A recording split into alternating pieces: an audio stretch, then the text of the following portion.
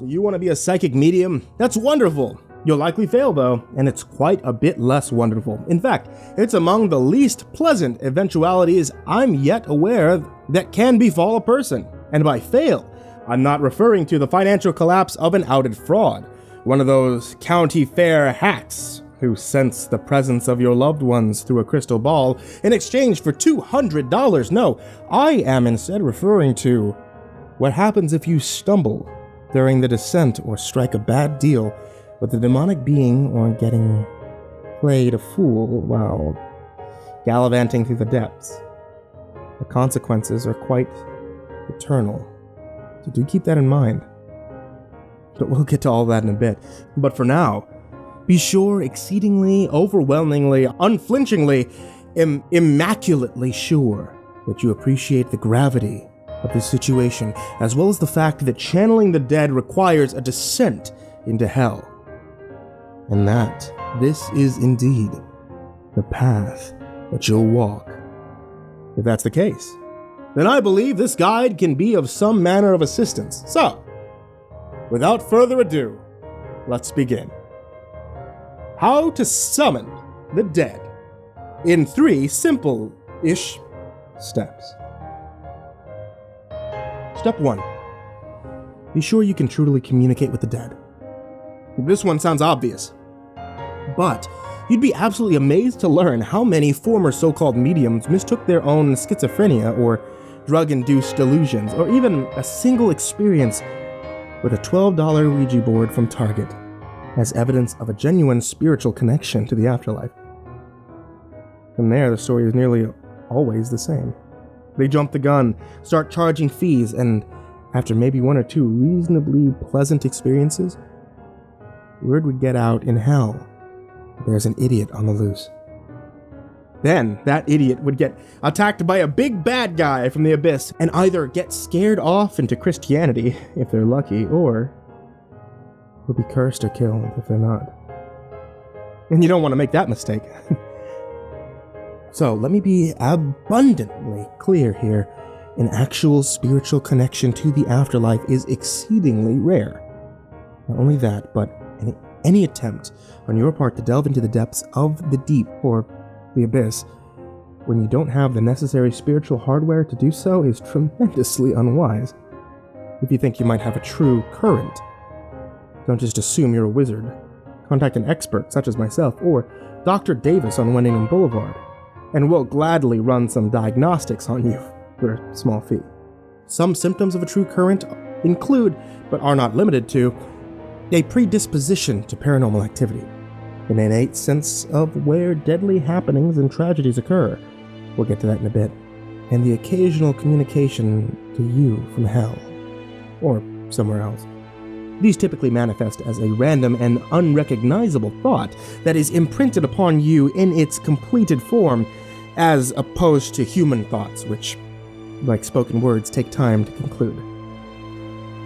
You can often trace the source of a message by judging the content.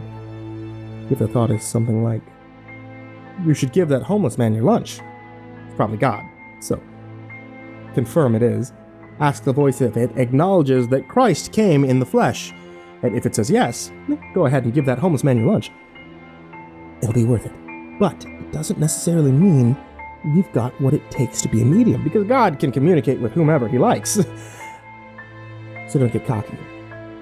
He hates that. However, if the thought is something like, rob a bank, and it hits you all at once when a vault heist is the absolute last thing on your mind, well, that's likely a demon. Don't rob a bank, obviously, but take your ability to intercept that message, usually a shout from hell that would normally fall on deaf ears, as a sign that you might have some kind of deeper connection to the spiritual realms. Then come pay me a visit, and I'll confirm or deny your intuition. The operative word is pay. I do accept cash and checks and all major credit cards, except American Express. Only after you've confirmed your connection should you attempt to travel to the realms. I can't emphasize that enough. Step 2. Know how to identify conduits. Like I mentioned in passing above, An experienced medium has likely fine-tuned their innate ability to walk into a room or an alleyway or out onto a field and know with conviction something terrible happened there. This, of course, signifies the presence of a conduit, a doorway into the spiritual side, sometimes deliberately placed by an experienced medium or cult member or other spiritual wanderer, and sometimes a rough hole ripped into the veil by brute force of concentrated negative energy. Now, an experienced medium like myself could walk into the conduit and tell you without a second thought, suicide, just by nature of the gray-tinted spiritual scent of the place, or murder, because it smells like red and black, or battle, because the sheer amount of accumulated suffering is unmistakable, and also because there will likely be a historical plaque and some tourists nearby. Now, if you're new to all this, however, you probably won't be able to snap your fingers and call that terrible thing from exactly what it was. It'll just feel like something is off here, like the air is out of place, or like you're being watched. That's because it is, and you are. But after a few visits to conduits, you'll begin to get the hang of it. And you'll be able to tell the difference between good conduits, a proper, stable gateway through which you can work, and a bad conduit, anything else, be it a two-way door established by some Satan-worshipping cult, which demons are entering, or a collapsible conduit, which is usually a trap set by malicious demons, designed to lure naive spiritual wanderers into the depths and then have a doorway snap shut behind them. Well, from there, you'll be able to dial up this skill even more, eventually reaching the point where you can pinpoint exactly what kind of tragedy, if any, is responsible for the existence of any given door. There is even a higher rumored level of skill here in which you can see into the spiritual realm through the conduit without having to pass through it, although I've yet to encounter any credible accounts of its implementation. Also, keep in mind that if the enemy is in range, well, then so are you. So be careful. Now, if you're going to be a medium in the traditional sense, delving into the afterlife on behalf of a grieving, deep-pocketed widow, then unfortunately, you'll be spending a good chunk of your professional time around the worst conduits, like suicide. But most often than not, the dead will have become the dead through more natural means, like old age, cancer. No less tragic for your paying customer, of course, but less spiritually chaotic than some of the alternatives. In those cases, you may not have completed conduits to work with, since not enough pain and agony have existed at the time of death to completely force open a door. Instead, you might have a depression. No, not the blue and black scented depression that likes to linger around the suicide conduits, but a depression like an area of the veil that's thinner than normal, but not yet a gaping hole.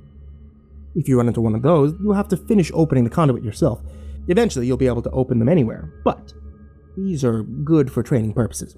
These require a somewhat time-consuming ritual that involves salt and herbs and Latin chants and all that, but I'm not going to dive into too much detail because I don't want any new wanderers out there giving this a shot without supervision.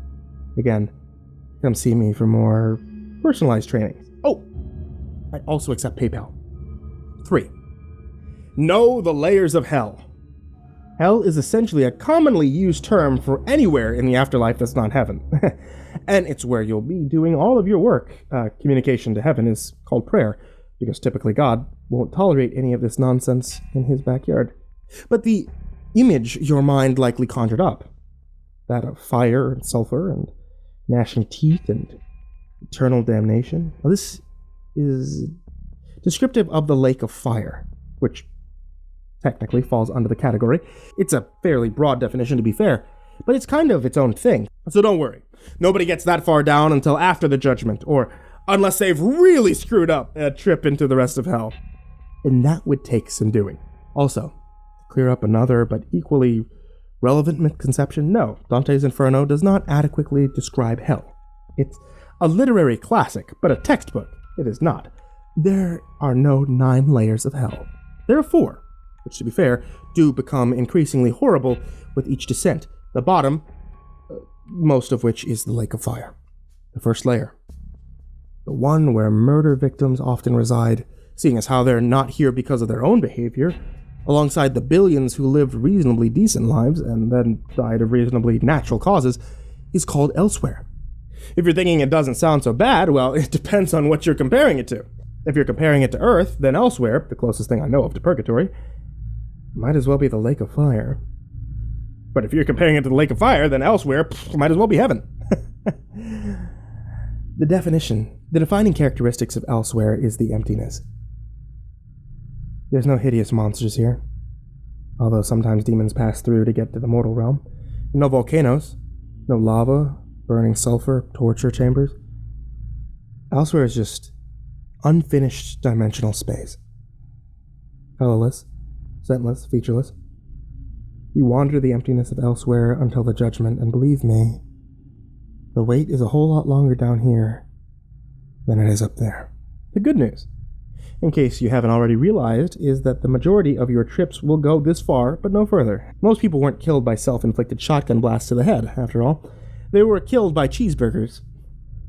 And so they spend much of their time in elsewhere.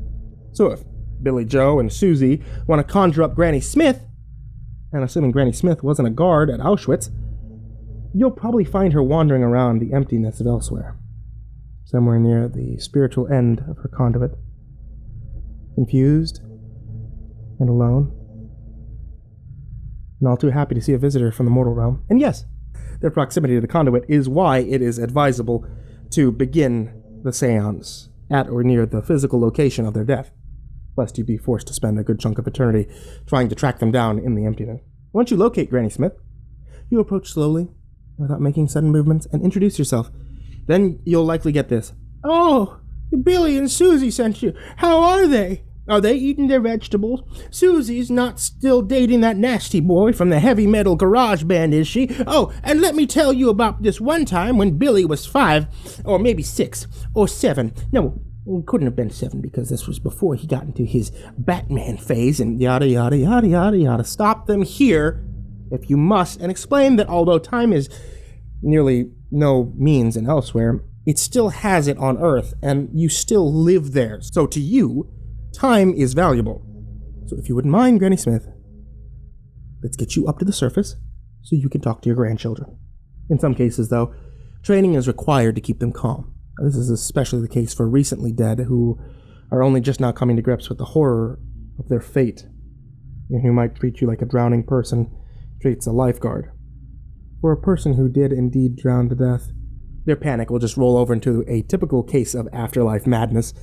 They'll succumb to the panic. They'll jump on you, scratch you, try to pull you down to pull themselves up. And for this reason, it's also a good idea to never accept contracts to channel the recently deceased to begin with. Give them some time to process their situation. And for the love of God, do not try to be so cruel as to even inadvertently give them the false hope of their coming permanently back to life. Seeing the face of the dead, as they realize their long prayed and pleaded for that trip back to the mortal realm was incomplete and temporary. Oh, that's soul-crushing. Anyway, I myself have a pre-prepared statement for the dead that bores them out of any desire to react to my presence and reckless violence. It also serves to outline a number of legal considerations, so it's probably in your best interest to draft something similar once you start on your practices. To whom it may concern, congratulations! Your loved ones have purchased my psychic channeling services and would like to summon you for a temporary period to speak with them in the mortal realm. You may be permitted to use my vocal cords and facial expressions to communicate for the duration of this seance. Be advised, the conversation will last no longer than 1 Earth hour. During that time, you may not attempt to possess my body or in any ways try to have your conscience transferred to any other person in the mortal realm. Any attempt to violate these rules, that can be identified as an attempted violation by a reasonable observer, including, but not limited to, an attempt to retain control of my body beyond what is permitted or the time allotted, will result in the immediate termination of the proceedings, at which point you will be returned to elsewhere and blacklisted by the Association of Psychic Mediums and Interdimensional Communicators from the further contact of the living. Please proceed through the outlined conduit here in a calm and orderly fashion. This brings up another point too. You'll want to get with them and be prepared to fight for control of your body if things go south. And there's a number of self-deliverance methods that we can discuss once you're in my office. And things may very well go south, unless you've developed a reputation as a wanderer not to be trifled with, which, of course, could take some time. Hell, I once met a fresh out of basic medium in Elsewhere who claimed that he'd been locked out of his own body during a seance and trapped in Elsewhere. Guy's name? Goodness, what was his name? Ted Bundy. By the time I assisted the real Ted back into his body, he woke up in the electric chair and he was sent straight back down to the third layer of hell. Oh, poor bastard. Oh, Ted. Oh, God, Ted was a great guy. Okay, that didn't really happen. Although it's a fun cautionary tale in the business that's frequently used to haze the new guys. Oh, I have seen careless mediums get tricked into being possessed, which meant, of course, that they had to be exorcised. And that's no fun for anyone, even if the spirit being evicted is just a desperate old Uncle Joe and not Balthazar, Demon King of Locusts, or whatever. One last thing. When you channel, you need to stay spiritually clean and be consistently scrubbing unwanted stuff out of your system. The dead are going to be sitting in your body for an hour, after all, and depending on who it is, they could leave behind all manner of nasty garbage. Some of them are smarter and use the seance as an opportunity to unload some bitterness or lust or unforgiveness on you so that you won't suffer from it back and elsewhere, where there's no carnal or practicality to these things, and where you see them for what they are, spiritual anchors around your neck. When I first got started, I remember being uncharacteristically angry and uptight, wanting a smoke, and that wasn't like me. After inhaling a pack of cigarettes, I put two together and traced it all back to Benjamin Gardner. Angry son of a bitch. His kids had summoned him through me a few days prior. Now it all becomes easier to scrape off once you identify the source, but still. Yeah, you'll want to stay on your toes. The second layer of hell is called the Deep. This realm is reserved primarily for people worse than those trapped in Elsewhere, but better than those trapped in the third layer, like Ted Bundy. Typically, you'll find your liars, adulterers, scammers, racists, generally more unpleasant than average people down here.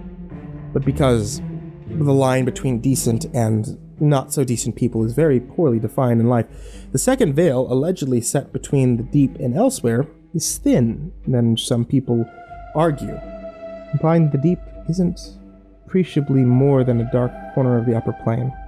I don't like how Europe and Asia aren't really two different land masses. For that reason, it's easy enough to wander right into it, and not until you're well within its boundaries that you realize, hey, it's darker and hotter here.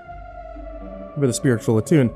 For anyone who's seen a horror movie, and for that matter, hot and dark is almost never a good combination. So turn around, walk the other way as soon as possible. Luckily for you, it's as easy to leave the Deep as it is to enter, assuming that you're a wanderer and not a deceased. To be honest, there isn't much to be said about the Deep, other than when a client describes an appropriately, but not overwhelmingly shitty loved one who will be brought back from the dead.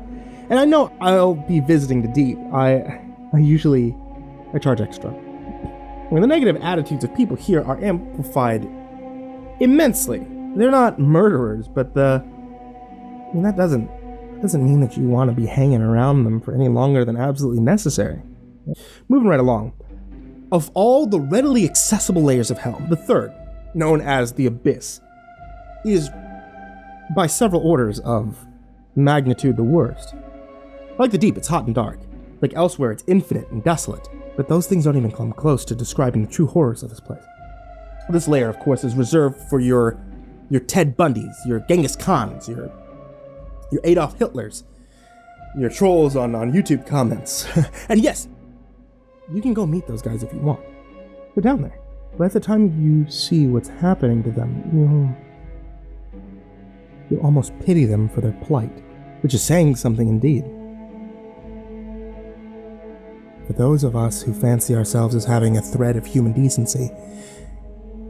Now, there is one commonly held idea of hell that isn't documented in any scripture, but is prevalent enough in culture that it's worth considering. The image of demons running hell and torturing people in it. Yeah.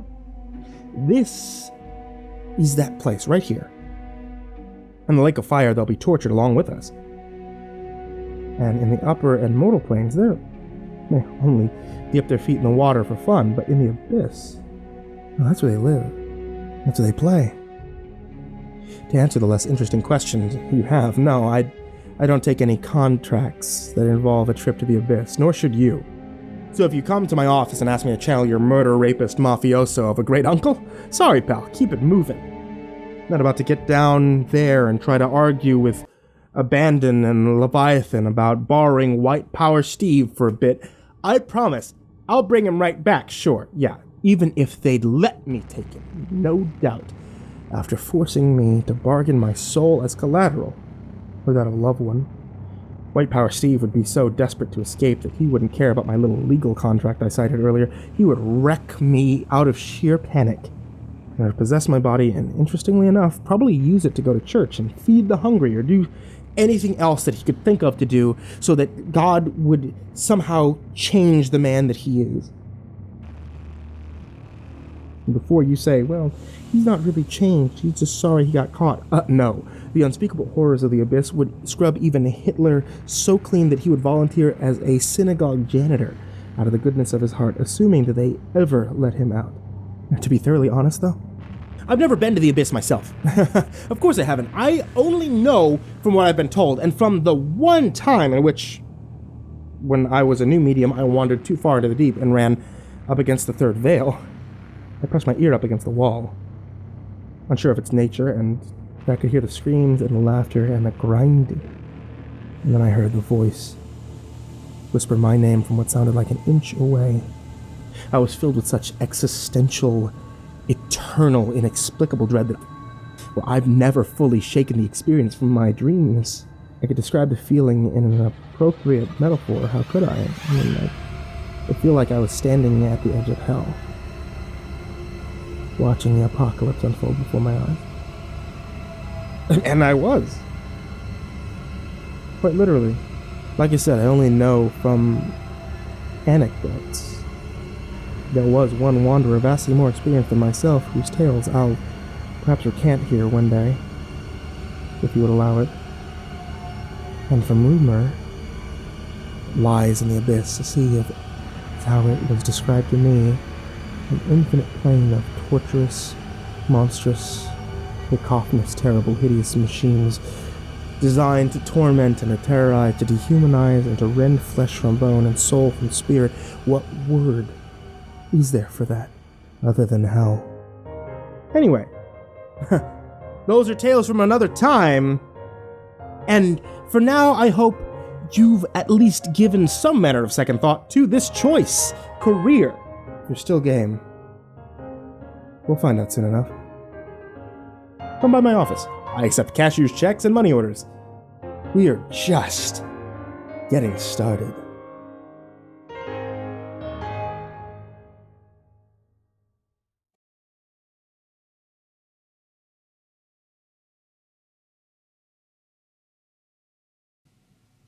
Take it easy. Take it easy on the truth serum. No more of the. We're live. Hey there, kids. It's me, MrCreepyPasta. And I like midget porn. Ooh. Hi there, kids. It's me, MrCreepyPasta. And I'm a Russian spy. До свидания. Ooh. Hi there, kids.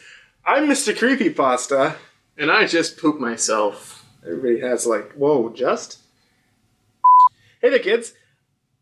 I'm MrCreepyPasta. And sometimes, when nobody's looking, I go to the dog park and I sniff the dogs' butts. Hi there, kids. I'm MrCreepyPasta. And I'm a cam model. Ties ribbons to his penis and dances to Taylor Swift.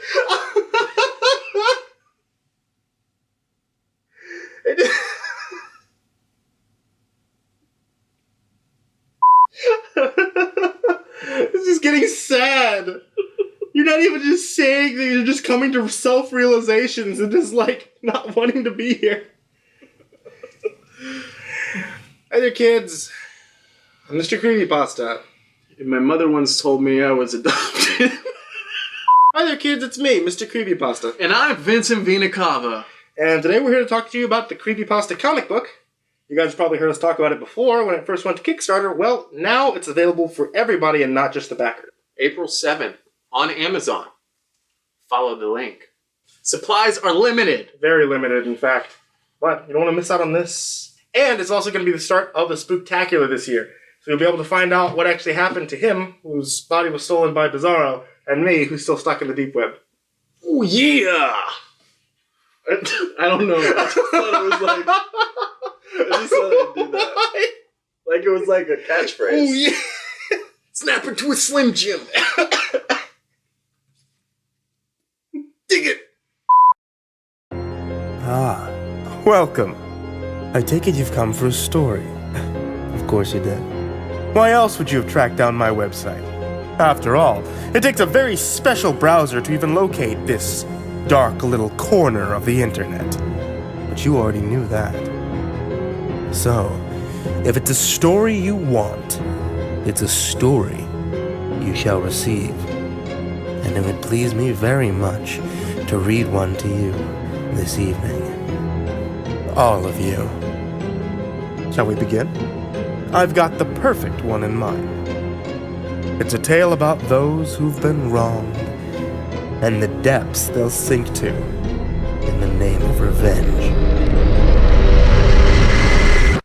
The CreepyPasta comic is available on Amazon, April 7th.